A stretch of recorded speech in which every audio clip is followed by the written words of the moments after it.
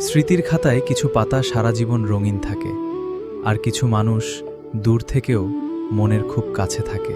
স্মৃতির মাঝে লুকিয়ে থাকে অদৃশ্য এক ছায়া, মানুষ হারিয়ে গেলেও হারায় না তার মায়া। তুমি আমার আবেগ না, তুমি আমার মায়া। শোনো কাজল চোখের মেয়ে, আমার দিবস কাটে বিবশ হয়ে তোমার চোখে চেয়ে।